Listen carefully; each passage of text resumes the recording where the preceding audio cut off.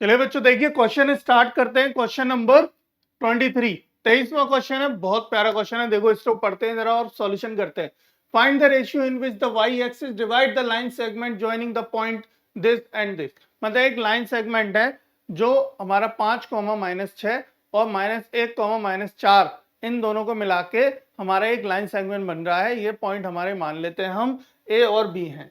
ये दो बिंदु है हमारे ए और बी जो लाइन सेगमेंट हमारा जुड़ रहा है।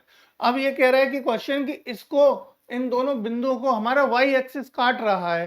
क्या कर रहा है? वाई एक्सिस हमारा कट कर रहा है इसको।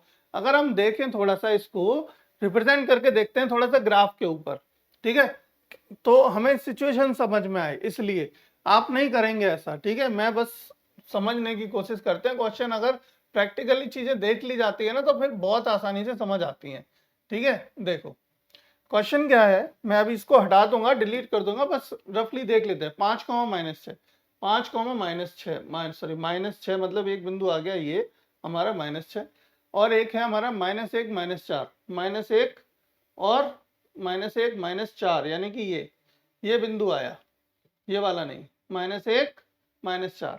तो देखोगे आप अगर मैं इन दोनों को मिला दूं, इन दोनों बिंदुओं को अगर मिला दिया जाए, ठीक है, इन दोनों बिंदुओं को अगर मिला दिया जाए तो साफ साफ दिखाई दे रहा है हमें कि हमारा ये जो ए बी है वो वाई एक्सिस के द्वारा कट करी जा रही है। देखो कट हो रही है ना वाई एक्सिस के द्वारा, यहाँ पे देखो ध्यान से, यहाँ कट हो रहा है ये, यानी कि कट हो रही है। तो अब यही हमें बताना है कि ये किस रेशियो में कट रही है, किस रेशियो में कट रही है, ये हमें बताना है। ठीक है, 5, -6 था, 5, -6 नीचे हो गया, ठीक है, -1, -4 था, ठीक है। तो हमारा क्या हो गया, कट रहा है, यानी कि वाई एक्सिस के द्वारा कट रहा है। ठीक, क्लियर हुआ। चलो अब हमें पता है कि देखो वाई एक्सिस पे जब भी कोई बिंदु अवेलेबल होता है, यानी पॉइंट कहाँ है, वाई एक्सिस पे, तो वाई एक्सिस पे जब भी पॉइंट होता है तो उसमें एक्स का मान हमारा क्या होता है, 0 होता है। और जब भी एक्स एक्सिस पे कोई वैल्यू होती है तो उसमें y की वैल्यू 0 होती है। ठीक है, तो हम मानेंगे let the point 0, y intersecting the line segment. ठीक है, सॉल्यूशन करेंगे। देखो पहले मानेंगे लेट द पॉइंट 0, y, ये 0, y कहाँ हो गया, हमारा y एक्सिस पे एक बिंदु हो गया। ठीक है, एक पॉइंट हो गया ऑन y एक्सिस पर एक पॉइंट हो गया। ठीक है, intersecting the line segment joining the point. ठीक है, इंटरसेक्टिंग, ये क्या कर रहा है, काट रहा है। इंटरसेक्टिंग द लाइन सेगमेंट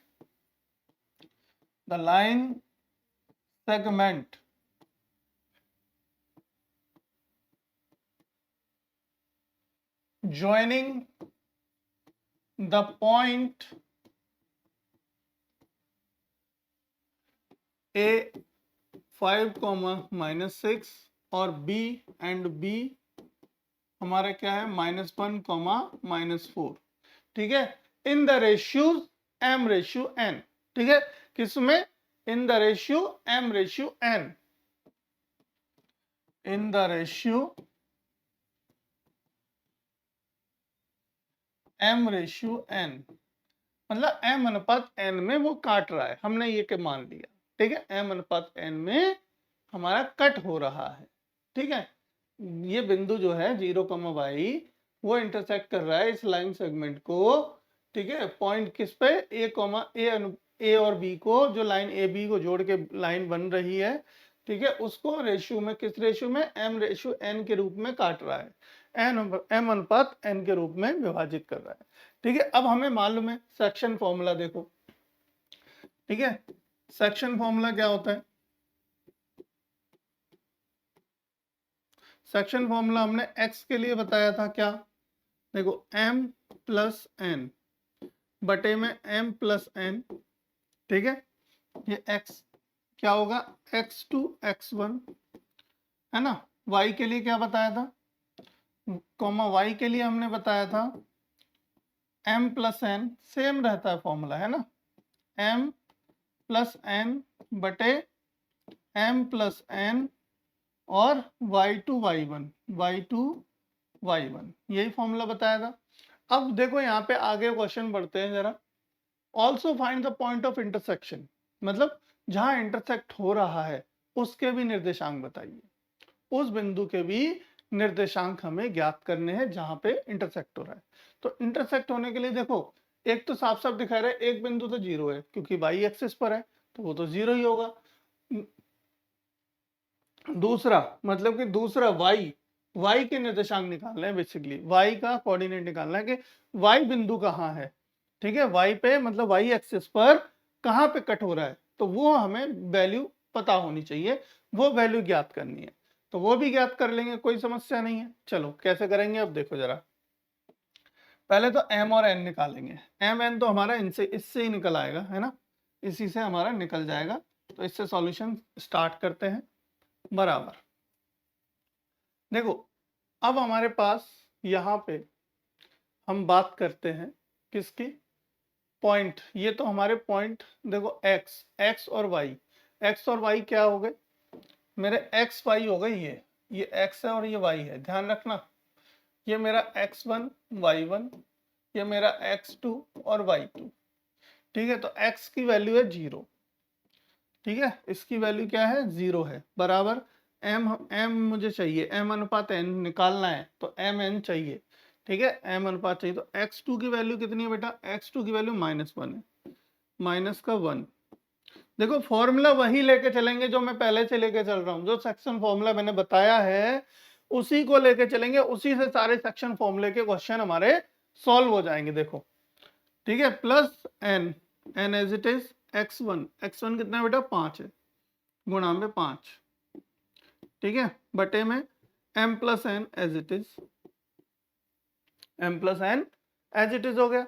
अब देखो ये तो इधर जाएगा तो 0 का 0 ही हो जाएगा एज इट इज, है ना, यानी कि अगर हम m प्लस n को इधर भेज देंगे तो ये तो 0 हो जाएगा, 0 में चला गया सारा। और ये क्या हो गया, -m प्लस ये क्या हो गया 5n। ठीक है, -m 5n, इसको इधर ले आओ जरा, -5 को इधर ले जाओ, तो 5n बराबर क्या हो गया, 5n बराबर हो गया m। ठीक है, 5m बराबर n हो गया, और m बराबर लिख सकते हैं हम 5n।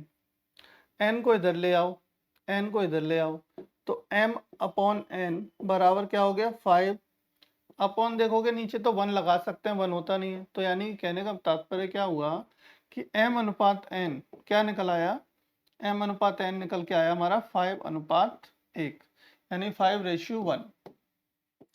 m रेशियो n की वैल्यू आ गई 5:1। ठीक है, ये बात समझ आ गई, यानी कि m की वैल्यू आ गई हमारी 5 और n की वैल्यू आ गई हमारी 1। ठीक है, क्लियर है, सवाल आ गया समझ में। अब देखो आगे समझो, आगे समझने के लिए यानी कि y निकाल दो। अब y आपके पास पता है कि y की वैल्यू तो y है, y की वैल्यू तो y ही है, तो y लेके चलेंगे एज इट इज, है ना, y की वैल्यू y लेके चलेंगे एज इट इज वहां से।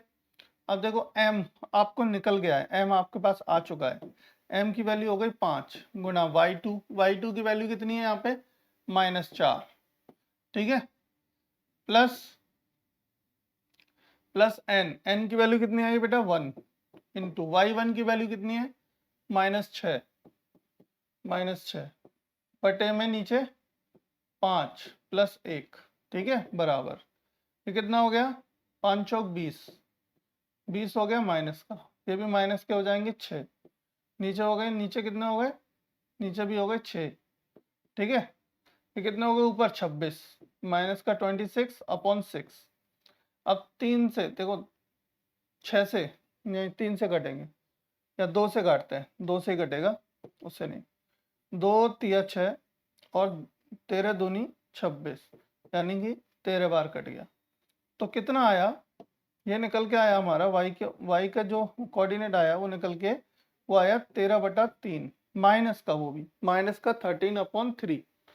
तो हमारे जो कोऑर्डिनेट निकल के आए निर्देशांक, ठीक है, अभी तक तो हमने क्या किया, अभी हमने निकाल लिया रेशियो। अब रेशियो के बाद the ratio of division is 5:1, ठीक है, and the coordinate of the point of division, and the coordinate of the point of the division, the ratio of division is कितना आया 5:1 एंड द कोऑर्डिनेट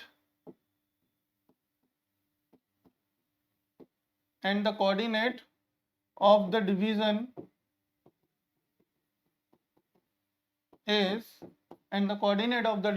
is कितना हुआ हमारा, क्या coordinate आया हमारे निकल के 0, माइनस का 13/3, यही निकल के आ रहे हैं, है ना। अब देखो दो आंसर आए, एक तो ये आया और दूसरा हमारा ये आया। दोनों को जरा देखो कि मैच कर रहा है कि नहीं। 5:1 मैच कर रहा है, 0 अनुपात, यानी ऑप्शन नंबर बी से एकदम बिल्कुल सही मैच कर रहा है। ऑप्शन नंबर बी हमारा सही उत्तर होगा। देखो समझ आया प्रश्न, है ना। अगर ध्यान नहीं दोगे तो डेफिनेटली कुछ समझ नहीं आना है। मैंने फॉर्मूला एक ही बताया है, एक ही फॉर्मूले से सब कुछ हम लेके चलेंगे सेक्शन फॉर्मूले में। सेक्शन फॉर्मूला थोड़ा सा मुझे मालूम है कि हल्का सा थोड़ा सा टेढ़ा लगता है बच्चों को पहले पहले जब हम याद करते हैं पढ़ते हैं, लेकिन अगर मेरे साथ इस तरीके से, यानी स्लोली नहीं कहेंगे इसे, हम स्लो नहीं कहेंगे, एक डिफरेंट मेथड करेंगे टू लर्न। ठीक है, एक डिफरेंट मेथड है जो कि लर्न करने का, जिससे कि आप एक बार लर्न कर लोगे, मतलब कि समझ लोगे। लर्न करना नहीं है, याद नहीं करना है, समझना है, अंडरस्टैंड करना है। तो समझ लेंगे ना एक बार हम अच्छे से, तो फिर हमें कोई समस्या नहीं होगी कोई भी क्वेश्चन को सॉल्व करने में। क्लियर है, बात समझ आ गई। चलो फिर आगे बढ़ेंगे, अगला क्वेश्चन करेंगे जल्दी से। बस प्रैक्टिस करने के लिए बस ध्यान रखना, प्रैक्टिस करने के लिए प्ले स्टोर से इन्विक्टा ऐप डाउनलोड कर लो। प्रैक्टिस यानी एक्सरसाइज करते रहो, दिल दिमाग और किताब सबकी। ठीक है, चलो फिर आगे मिलते हैं अगले क्वेश्चन में।